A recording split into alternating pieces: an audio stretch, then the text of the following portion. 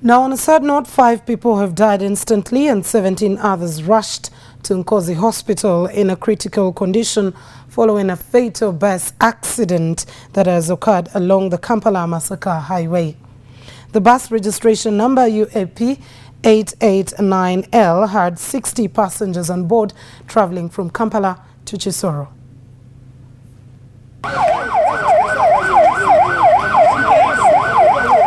The fatal accident has occurred this morning near the Kalandasi swamp during a heavy downpour this morning. The speedy bus lost control and overturned several times, killing some of the passengers on board. According to some of the passengers on board, claimed that the driver was warned several times not to overspeed, citing the poorly constructed road that claims lives during the rainy season, but kept a deaf ear.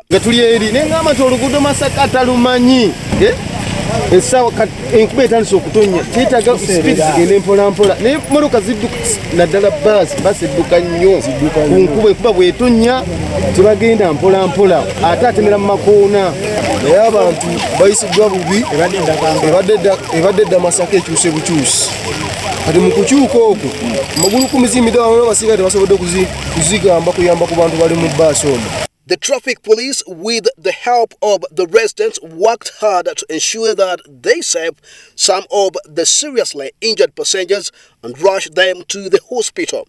Police officers who did not want to speak on camera said that police was working under a tight situation due to limited transport to carry the injured person to the hospital.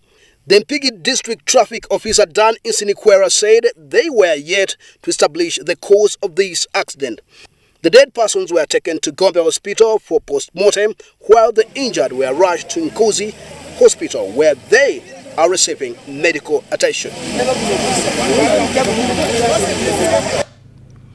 Very unfortunate incident right there, and just a caution to all the bus drivers and the other drivers to regulate their speed limits.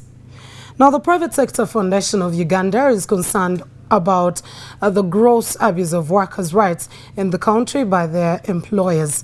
Several findings done by labor movements in the country now show a gross abuse of workers' rights by their very own employers.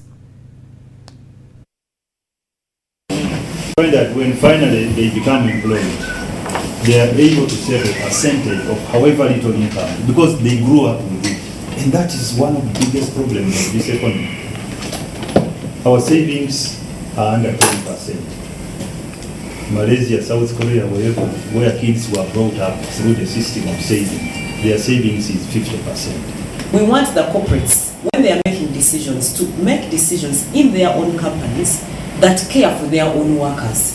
Because if the salaries are enough, we have seen companies that have actually put schools in their own, for their own workforce, free education for their own workforce. Clinics, look at Chandelier clinics, you go to roofings, a number of them actually are doing it, and if others are not doing it, probably they should be able to do it. Then that way, life is easier for the workers.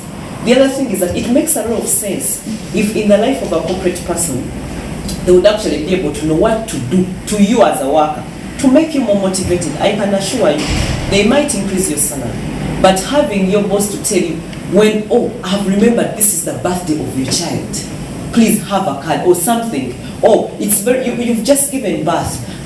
I think it's far much better, even if your leave has just ended, or as a young father, please, instead of taking 4 months, can it for 4 days, let it be flexible for you enough to always go back early or have lunch with your young baby. Well, we'll now take a short break. When we return, we'll be talking international news.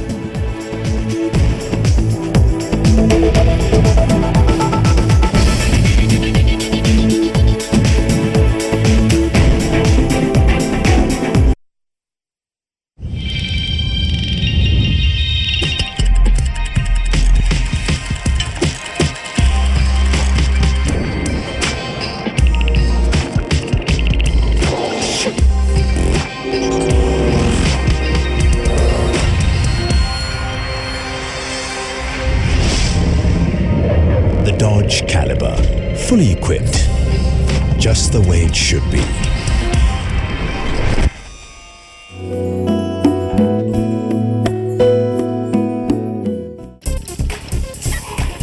My Fanta tastes like an awesome ride. My Fanta tastes like catching the biggest air. My Fanta tastes like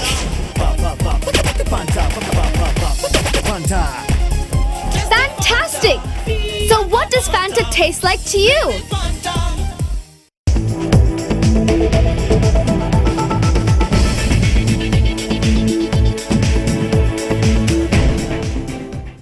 Welcome back and thank you so much for staying with us. It's still the afternoon edition. And on to the international scene. The parliament set up in Libya to rival the elected assembly has suspended UN-sponsored peace talks after blaming the country's internationally recognized government for fresh violence. Now, last week, the United Nations launched a new round of talks in Geneva aimed at diffusing the oil producers' violent struggle between two governments and parliaments vying for control 4 years after the ousting of Muammar al-Gaddafi. The rival assembly, known as the General National Congress, was set up after an armed group called Libya Dawn seized the capital Tripoli last summer.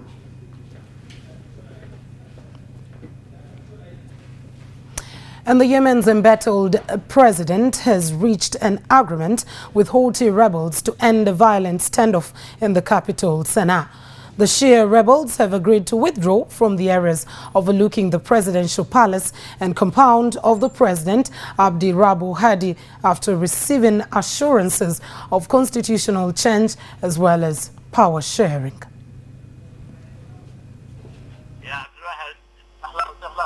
In audio leaked to Al Jazeera, we hear what appears to be the ousted Yemeni president, Ali Abdullah Saleh, colluding with Houthi leader Abdul Wahid. The phone call is said to have happened just after the Houthis took control of the capital Sana'a in September.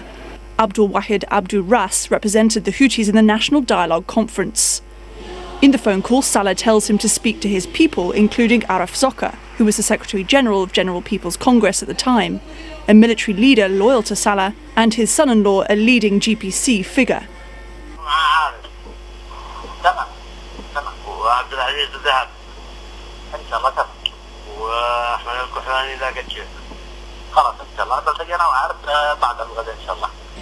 Saleh then appears to refer to the takeover of Sana'a by the Houthis, telling Wahid how to proceed from there, and urging him to stop planes from operating so President Hadi can't leave.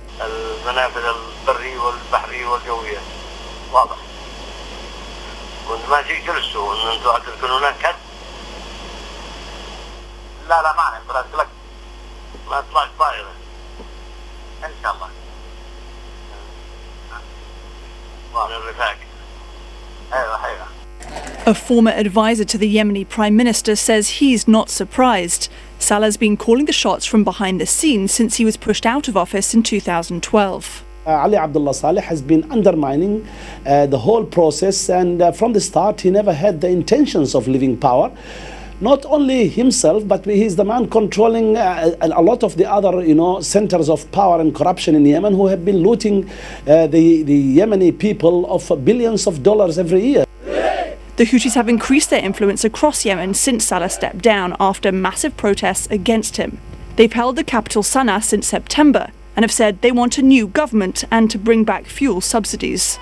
Their supporters say they should do that in any way they can. Is Ali Abdullah Saleh who called them, and if you are in a war, it's not the Houthi that they maybe looked for that.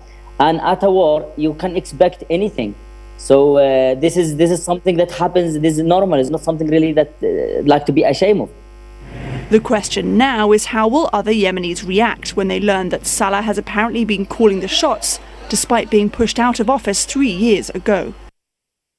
And now to Ukraine, a mortar shell has hit a bus in eastern Ukraine, killing at least 14 civilians and wounding more, the Ukraine's military has confirmed.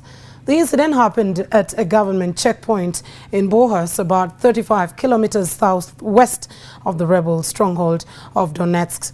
Donetsk regional officials have blamed the pro-Russian rebels, but a report says the rebel leaders have denied the involvement.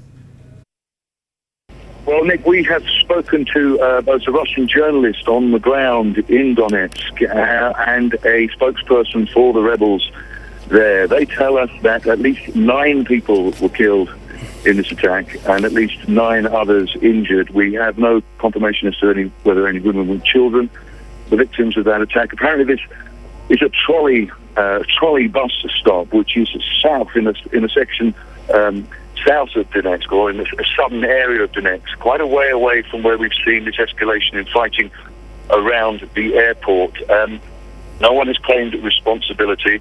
The rebels are obviously blaming the Ukrainian forces for this attack, but it's not clear as yet as to whether it was artillery used, what kind of shell was used in this attack. But obviously, as you say, it's interesting, and it comes worryingly only hours after this statement in Berlin by the Russian and Ukrainian foreign ministers, the German and French foreign ministers, in this push for another ceasefire, this agreement to try and bring the forces back, withdraw forces to 15 kilometers out of Donetsk, bring back the heavy weaponry. It seems that fighting is ongoing in that area. There are mixed reports also as to how intense that fighting is in and around the airport. We've seen days of fighting there.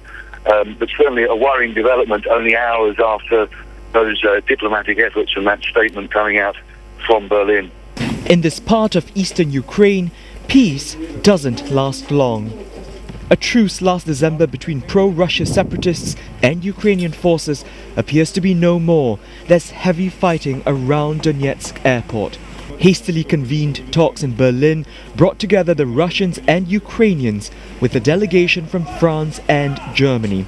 It resulted in some diplomatic progress. Today there has finally been an agreement that the demarcation line, as stated and marked in the Minsk agreement, will be the line that will mark from where, as of now, heavy weaponry has to be withdrawn. But on the ground, the rebels have reportedly extended their area of control. The US Secretary of State has accused them of violating a ceasefire plan. There's been about a 500 square mile extension of the so-called line of control, an effort to try to broaden the amount of territory that is being held from the time that they signed an agreement and agreed to keep the line of control. So this is a very blatant land grab. Ukraine's president has blamed the recent violence on Russia, saying its soldiers are fighting alongside the rebels. Russia denies these allegations. Concerning the flow of troops and weapons, we have heard of it many times. I always say that if you are saying it with such certainty, then show us the facts. No one is able to provide us with the facts or does not want to provide them. I don't know. Diplomats are cautious to note that efforts to broker a peace in eastern Ukraine has resulted in progress, but not a breakthrough. Well, thank you so much for watching the afternoon edition. Now we finally come to an end. Sports is coming your way in NCK Mizanya with Web Daniel Sebakije and the team. I'm Mildred Tohai. Say good afternoon.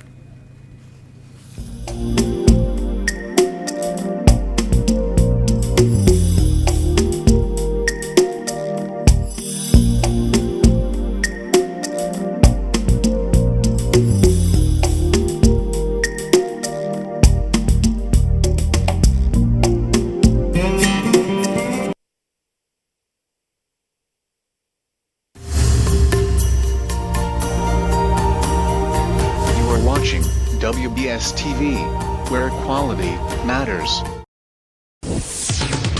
Up next on WBS TV.